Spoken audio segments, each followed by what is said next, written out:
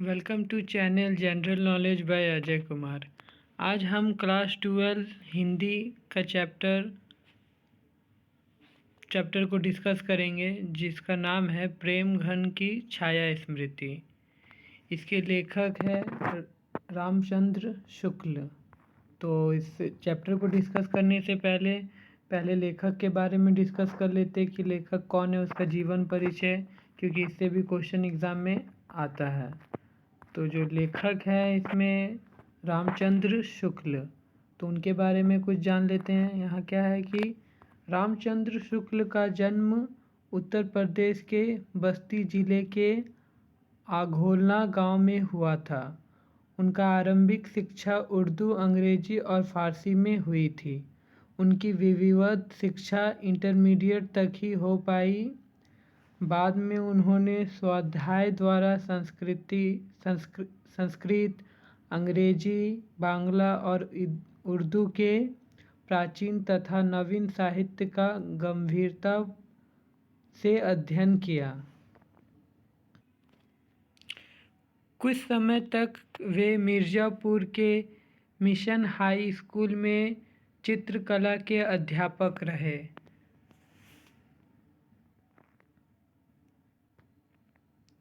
सन 1905 में वे काशी नागरी प्राचीनी सभा में हिंदी शब्द सागर के निर्माण कार्य में सहायक संपादक के पद पर नियुक्त होकर काशी आ गए और बाद में काशी हिंदू विश्वविद्यालय में हिंदी के प्राध्यापक बने।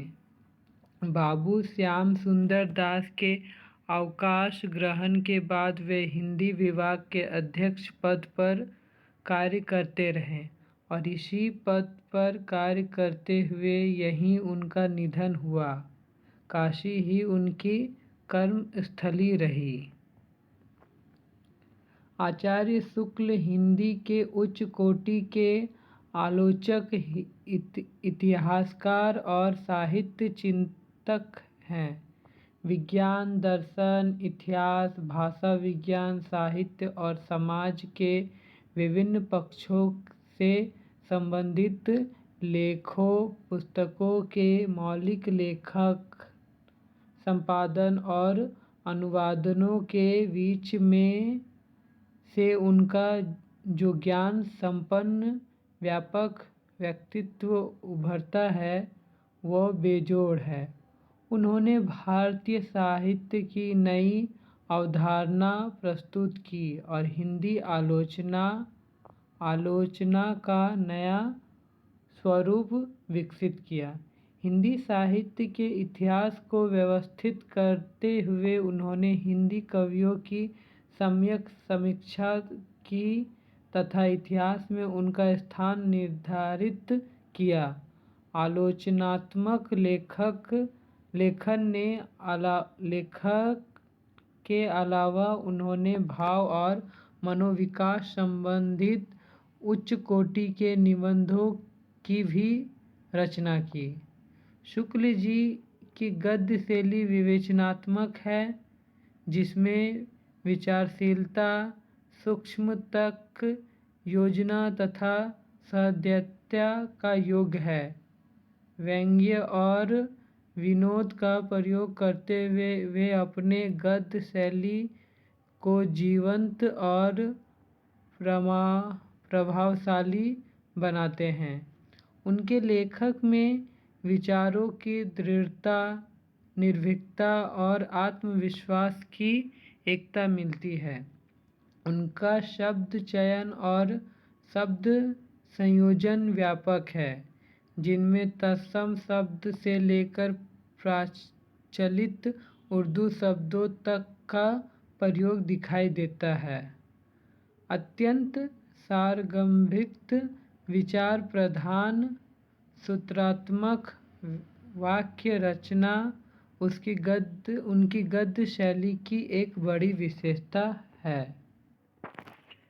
आचार्य शुक्ल की कीर्ति का अक्षय स्रोत उनके द्वारा लिखित हिंदी साहित्य का इतिहास है।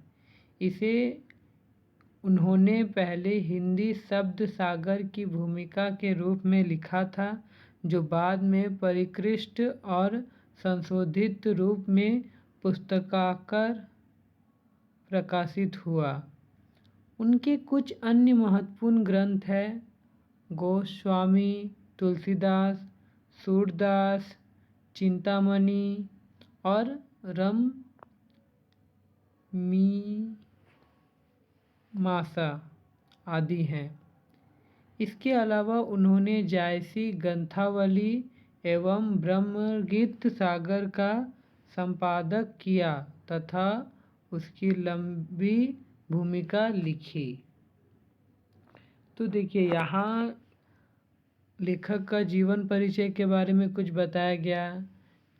आप सबको तो पता ही होगा कि इस बार जो एग्ज़ाम हो रहा है उसमें ऑब्जेक्टिव क्वेश्चन बहुत ज़्यादा आ रहा। तो ऑब्जेक्टिव क्वेश्चन कहाँ से बनेगा? तो चैप्टर के अंदर से ही ऑब्जेक्टिव क्वेश्चन को उठा के दिया जाएगा।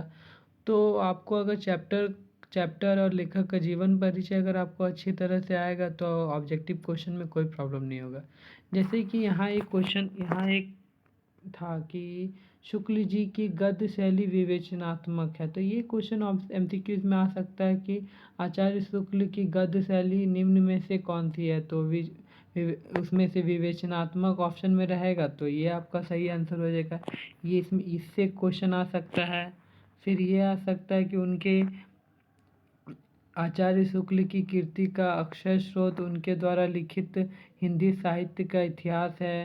हिंदी साहित्य का इतिहास किसने लिखा? तो आचार्य शुक्ल ने।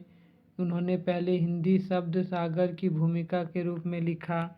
फिर जैसे कि उनका महत्वपूर्ण ग्रंथ कौन कौन सा है, तो ये आपको नाम याद होना चाहिए कि गोस्वामी तुलसीदास, सूरदास, चिंतामणि और रस मीमांसा और जायसी ग्रंथावली एवं ब्रह्मगीत सागर है।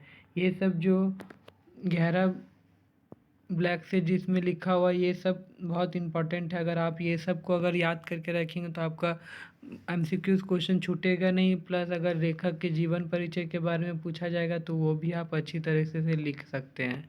तो आपको ये सब याद होना चाहिए। बार बार आप चैप्टर को पढ़िए खुद से, तो कोई प्रॉब्लम नहीं होगा। जैसे यहाँ क्या लिखा हुआ कि ब्रैकेट में कि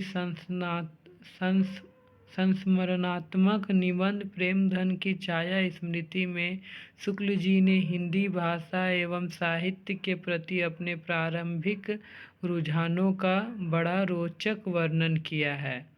उनका बचपन साहित्य परिवेश से भरा पूरा था। बाल्य व्यवस्था में ही किस प्रकार भारतेंदु एवं उनके मंडल के अनेक रचनाकारों विशेषतः प्रेमघन के सानिध्य में शुक्ल जी का साहित्य का आकार ग्रहण करता है, उसकी अत्यंत मनोहारी झांकी यह प्रस्तुत हुई है। प्रेमघन के व्यक्तित्व ने शुक्ल जी की समवयस्क मंडली को किस तरह प्रभावित किया, हिंदी के प्रति किस प्रकार आकर्षित किया तथा किसी रचनाकार के व्यक्तित्व निर्माण आदि से संबंधित पहलुओं का बड़ा चित्रण इस निबंध में किया गया है। तो जो प्रेमधन की छाया स्मृति है ये संस्थात्मक निबंध है। इसमें हिंदी साहित्य के प्रति झुकाव का बड़ा रोचक वर्णन किया गया है। इसमें निबंध के बारे में संस्थात्मक निबंध है और जो हिंदी भाषा के साहित्य के प्रति जो रुझान जो लेखक का है उसके बारे में इस पार्ट में हम लोग पढ़ेंगे। तो पार्ट को स्टार्ट करते हैं। तो पाठ का नाम है प्रेमघन की छाया स्मृति। इसके लेखक है रामचंद्र शुक्ल। ये भी आपको याद होना चाहिए। तो क्या है, आइए इसको पढ़ते हैं। मेरे पिताजी फारसी के अच्छे ज्ञाता और पुरानी हिंदी कविता के बड़े प्रेमी थे। फारसी कवियों की उक्तियों को हिंदी कवियों की उक्तियों के साथ मिलाने में उन्हें बड़ा आनंद आता था। वे रात को प्रायः रामचरितमानस और रामचंद्रिका घर के सब लोगों को एकत्र करके बड़े चित्ताकर्षक ढंग से पढ़ा करते थे। आधुनिक हिंदी साहित्य में भारतेंदु जी के नाटक उन्हें बहुत प्रिय थे। उन्हें भी वे कभी कभी सुनाया करते थे। जब उनकी बदली हमीरपुर जिले की आराट तहसील से मिर्ज़ापुर हुई तब मेरी अवस्था 8 वर्ष की थी। यहाँ लेखक अपने बारे में बता रहे हैं। उसके पहले ही से भारतेंदु के संबंध में एक अपूर्व मधुर भावना मेरे मन में जगी रहती थी। सत्य हरिश्चंद्र नाटक के नायक राजा हरिश्चंद्र और कवि हरिश्चंद्र में मेरी बाल बुद्धि कोई भेद नहीं कर पाती थी। लेखक जब वे छोटे थे तब वे सत्य हरिश्चंद्र नाटक के नायक राजा हरिश्चंद्र और कवि हरिश्चंद्र में कोई भेद नहीं कर पाते थे। हरिश्चंद्र शब्द से दोनों एक ही मिलीजुली भावना, एक अपूर्व मधुरमय का संचार मेरे मन में करती थी।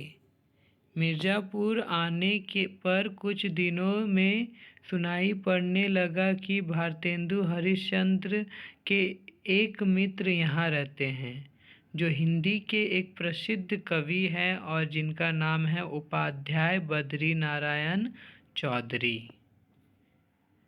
भारतेंदु मंडल की किसी सजीव स्मृति के प्रति मेरी कितनी उत्कंठा रही होगी, यह अनुमान करने की बात है।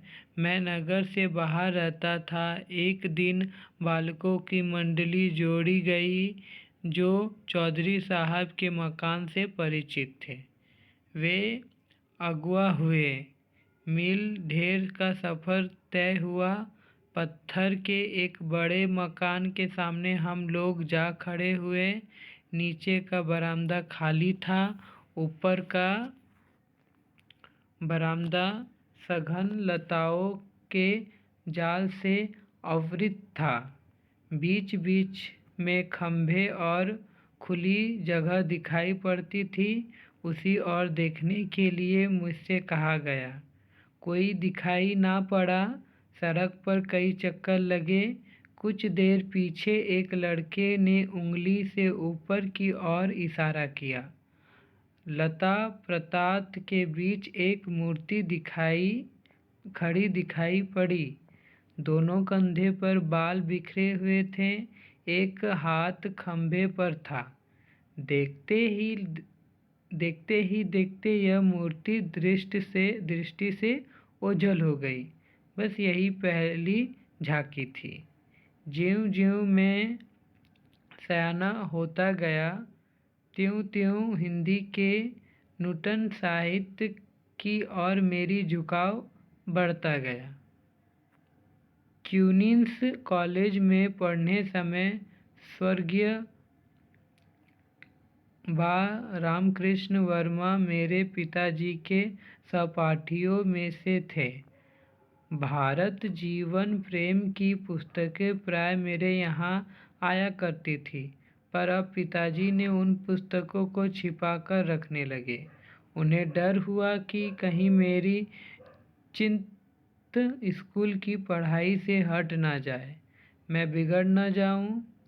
उन्हीं दिनों पर पंडित केदारनाथ जी पाठक ने एक हिंदी पुस्तकालय खोला था। मैं वहाँ से पुस्तक लाकर पढ़ा करता था। एक बार एक आदमी साथ करके मेरे पिताजी ने मुझे एक बारात में काशी भेजा। मैं उसी के साथ घूमता फिरता चौखंबा की ओर जा निकला। वहीं पर एक घर में से पंडित केदारनाथ जी पाठक निकलते दिखाई पड़े। पुस्तकालय में वे मुझे प्राय देखा करते थे। इससे मुझे देखते ही वे वहीं खड़े हो गए। बात ही बात में मालूम हुआ कि जिस मकान में से वे निकले थे वो भारतेंदु जी का घर था। मैं बड़ी चाह और कुतूहल की दृष्टि से कुछ देर तक उस मकान की ओर ना जाने किन किन भावनाओं में लीन होकर देखता रहा। पाठक जी मेरे यहाँ यह भावुकता देख बड़े प्रसन्न हुए और बहुत दूर मेरे साथ बातचीत करते हुए गए। भारतेंदु जी के मकान के नीचे का यह हृदय परिचय बहुत शीघ्र मैत्री में परिणत हो गया।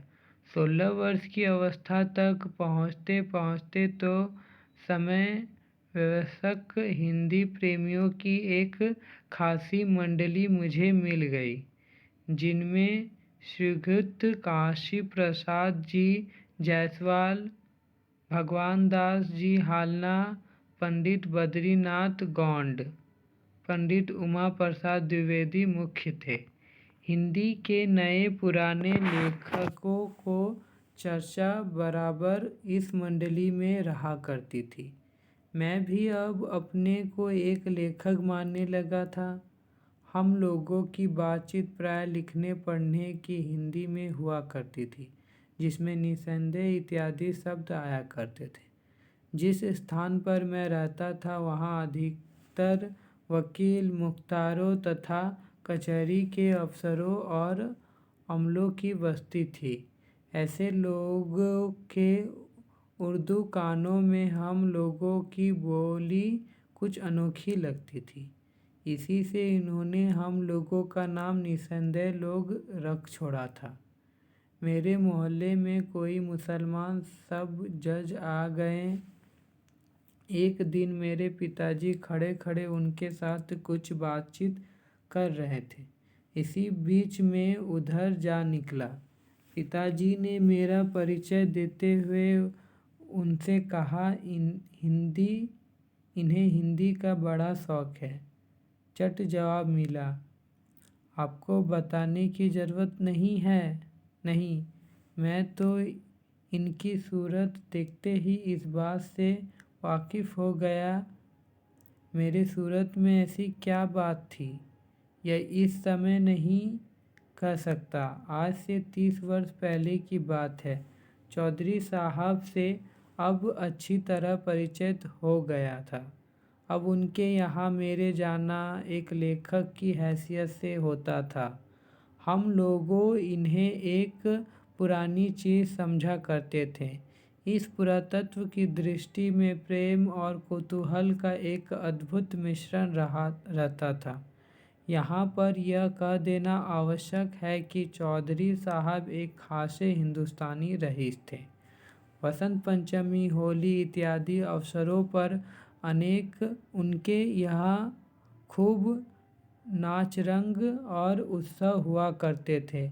उनके हर एक अदा से रियासत और तबीयतदारी टपकती थी। कंधे तक बाल लटक रहे हैं, आप इधर से उधर टहल रहे हैं। एक छोटा सा लड़का पान की तसरी लिए पीछे पीछे लगा हुआ है। बात की काट छाट का क्या कहना है। जो बातें उनके मुंह से निकलती थी उनसे एक विलक्षण वक्रता रहती थी। उनकी बातचीत का ढंग उनके लेखकों के ढंग से एकदम निराला होता था। नौकरों तक के साथ उनका संवाद सुनने लायक होता था। अगर किसी नौकर के हाथ से कभी कोई गिलास वगैरह गिरा तो उनके मुंह से यही निकलता कि कारे बचाता नहीं। उनके प्रश्नों के पहलियों क्या साहब अक्सर लगा रहता था। वे लोगों को प्राय बनाया करते थे। इससे उनके मिलने वाले लोग भी उन्हें बनाने की फिक्र में रहा करते थे। मिर्ज़ापुर में पुरानी परिपाटी के एक बहुत ही प्रभावशाली कवि रहते थे, जिनका नाम था वामनाचार्य गिरी। एक दिन वे सड़क पर चौधरी साहब के ऊपर एक कविता जोड़ते चले जा रहे थे। अंतिम चरण रह गया था कि चौधरी साहब अपने बरामदे में कंधे पर बाल छिटकाए खंबे के सहारे खड़े दिखाई पड़े। चट कविता पूरा हो गया और वामन जी के नीचे से वह कविता ललकारा जिसका अंतिम अंश था, खंबा टेकी खड़ी जैसी नारी मुगलाने की। एक दिन कई लोग बैठे बातचीत कर रहे थे कि इतने में एक पंडित जी आ गया। चौधरी साहब ने पूछा, कहिए क्या हाल है? पंडित जी बोले, कुछ नहीं, आज एकादशी थी, कुछ जल खाया और चले आ रहे हैं। प्रश्न हुआ, जल ही खाया है कि कुछ फलाहार भी किया है? एक दिन चौधरी साहब के एक पड़ोसी उनके यहाँ पहुँचे। देखते ही सवाल हुआ, क्यों साहेब? एक लफ्ज़ में अक्सर सुना करता हूँ, पर उसका ठीक अर्थ समझ में ना आया। आखिर घनचक्कर के क्या मानी है? उसके क्या लक्षण हैं? पड़ोसी महाशय बोले, वाह, यह क्या मुश्किल बात है। एक दिन रात को सोने के पहले कागज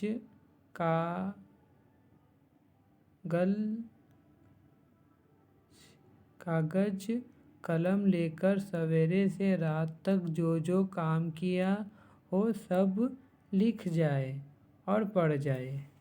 मेरे सहपाठी पंडित लक्ष्मी नारायण चौबे, भगवान दास हालना, भगवान दास मास्टर, इन्होंने उर्दू बेगम नाम की एक बड़ी ही विनोदपूर्ण पुस्तक लिखी थी, जिसमें उर्दू की उत्पत्ति, प्रचार आदि का वृत्तांत एक कहानी के ढंग पर किया गया था इत्यादि। कई आदमी गर्मी के दिनों में छत पर बैठे चौधरी साहब से बातचीत कर रहे थे।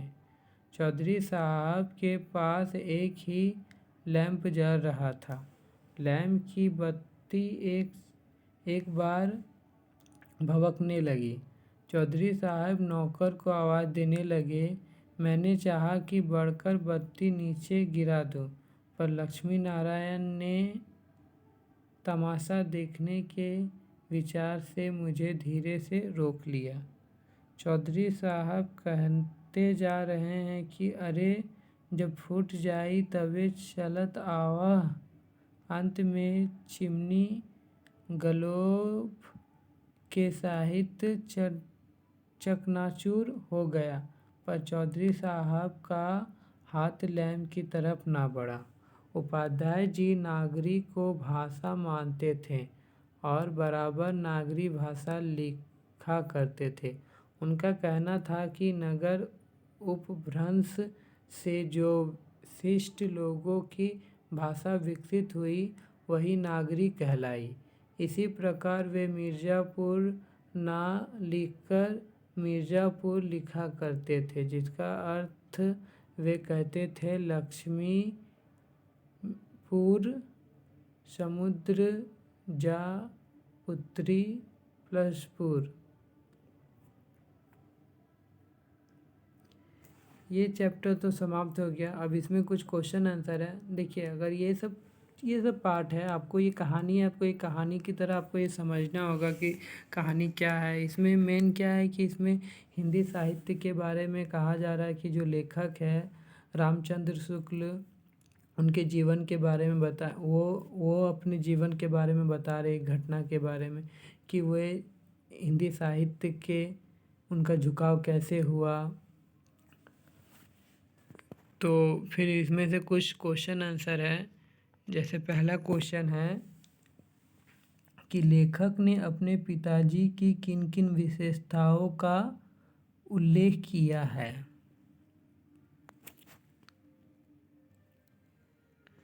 तो इसका आंसर होगा कि लेखक रामचंद्र शुक्ल ने अपने संस्मरणात्मक निबंध प्रेमघन की छाया स्मृति के प्रारंभ में अपने पिताजी की कुछ विशेषताओं का उल्लेख किया है।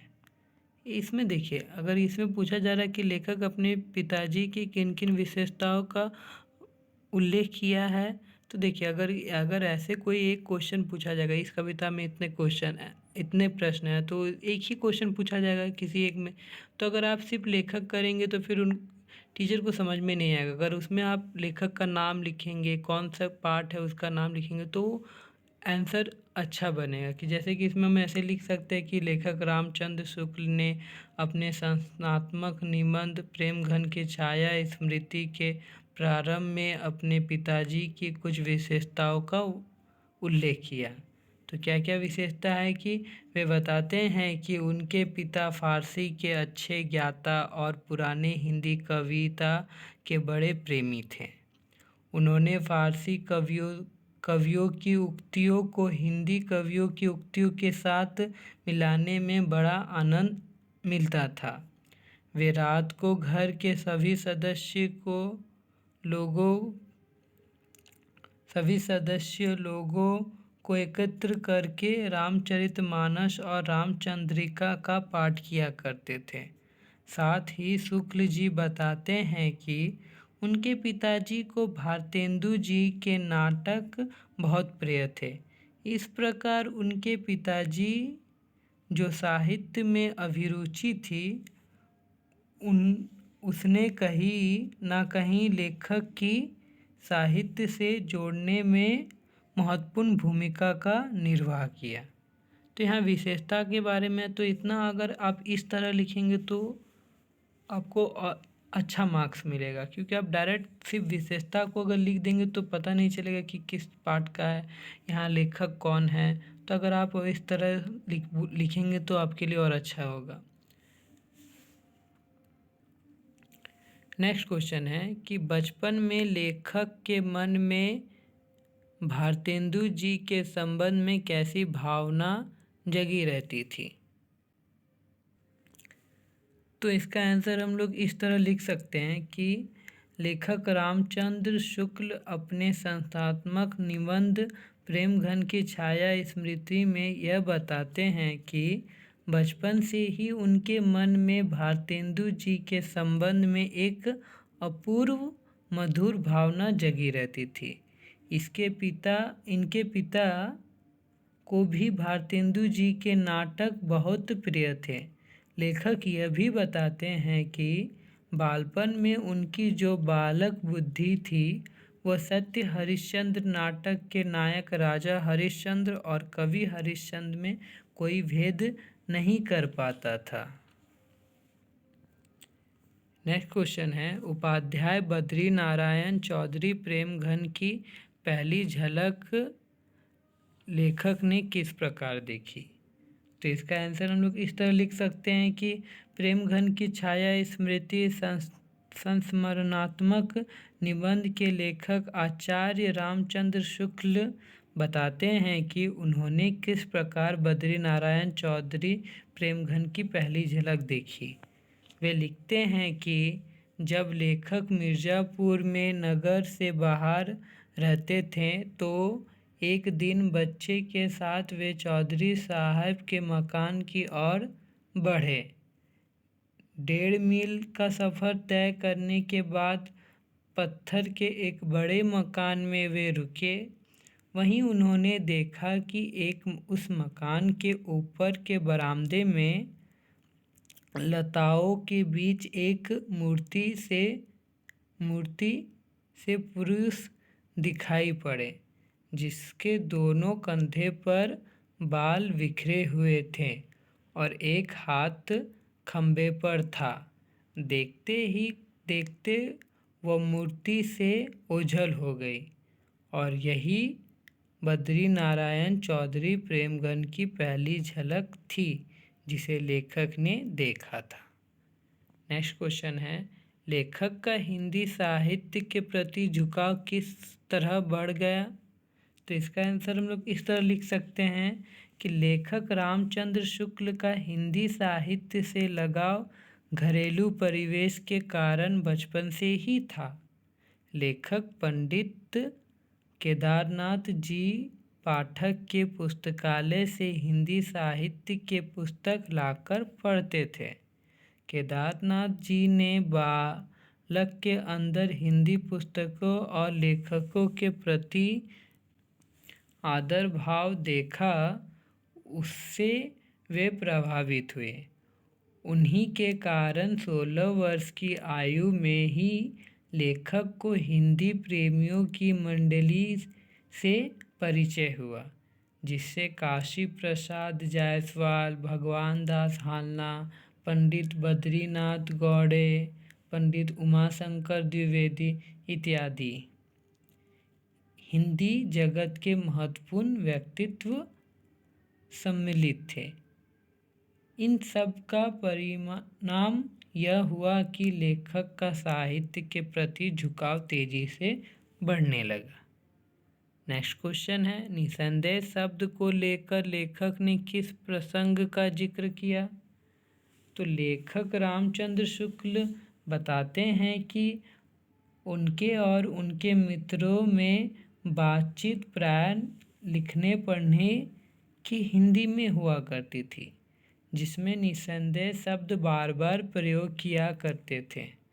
लेखक जिस स्थान पर रहते थे वहाँ अधिकतर वकील, मुख्तार, कचहरी के अफसर आदि ही रहा करते थे। यह लोग उर्दू का प्रयोग अधिक किया करते थे।